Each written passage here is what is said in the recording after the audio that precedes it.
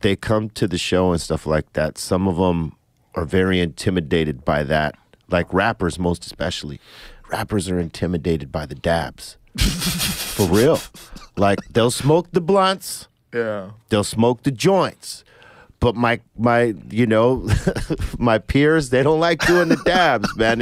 It's too strong for them. It's too much. It's too much. Like, it's too much for me. For me, I got used to it, like, because I got to be universal in my path in the stoner world, right? Because everybody's always trying to take my fucking head off. So I have to be ready for it. Because there was one time, these guys from Weed Maps, so we were doing a 420 show in Colorado. And the dabs were new to us still, you know. They weren't as clean yet, and they were just new in the culture, but not new to these guys, right? So you know, we all go to my hotel room because I know these guys and stuff like that. But everybody's got their own dab rig, their own dab torch, and their own concentrates. It's like they're Jedis of dabbing, right? Yeah. So we start off with one, and it's a hot dab. This is before we start doing the low temp dabs. Like, you know, that means heating the nail and then letting it cool down for about 40 seconds and then taking the hit so it's not hot as fuck, right?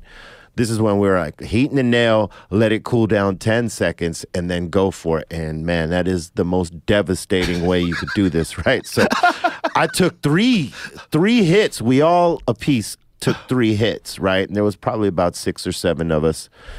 And after like 45 minutes, I called my boy over. I said, get everybody the fuck out of here.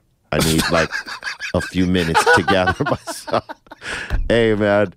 I had to meditate out of what I was feeling right then, right? And I still had a show to do later on. How many hours to the show? It was like maybe 4 hours to the show, and I was still feeling it when we got to the show. I was high as fuck, higher than I had been in a long time.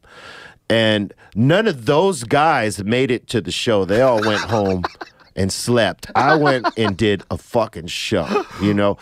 But after that, that's when I decided, okay, well, I don't, you know, dabs ain't my thing, but I'm going to keep up on it so that I don't get my fucking head taken off again. And, you know, so other rappers, you know, have gone through the same thing where it's like, you know, they either don't try it at all because of the way it looks. The torch to the nail, you know, is very cracky to us. You know what I mean? So like a lot of them don't fuck with it that way, but some of them now and then will try. And then they'll love the taste, but the high is so fucking extreme after that they don't want no part of it. They'll just stick to the flower. Rapper high levels are way higher than comedian high levels. We smoke a lot. Rappers smoke all day. Yeah. Like watching people like Snoop Dogg put down blunt after blunt and roll them himself, spark them up, put down another one, roll another one, spark it up. Action Bronson. How many joints did Action Bronson smoke on the show? He's an avid smoker. I'll tell you what. He hit like 8, 9 joints. The one who's a monster like myself in that regard is Wiz Khalifa. Oh, yeah. That guy can smoke weed all day. He can do the concentrates. He does the bong hits. I don't do the bong hits too much anymore. But like the dabbing and that stuff I'll do. But yeah, he smokes like a monster. And he's the perfect argument against weed makes you lazy. Yeah, no, because he's always doing something. He's always doing something. He's trained in Muay Thai. Trained in Muay Thai. He's practically a pro fucking bowler. I mean, really? Oh man, this dude and his partner Chevy Woods, those two guys, they hit the lanes like crazy. No shit. And they're fucking good. I thought I was good. Like I was good when I was a kid. I'm okay now. But when I saw them bowl, I said, if I'm gonna go at them, I'm gonna have to be like getting my roll together for about 6 months before I try these guys, because they're rolling high numbers up there. Wow. And they're doing that high as fuck.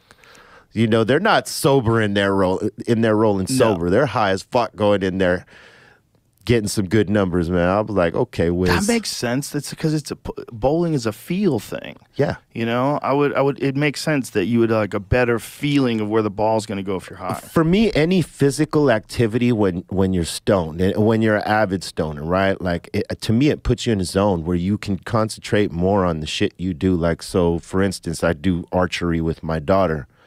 And beforehand, you know, I'll go smoke out before we go, and I'll just be comfortable, as opposed to when I've tried it when I wasn't.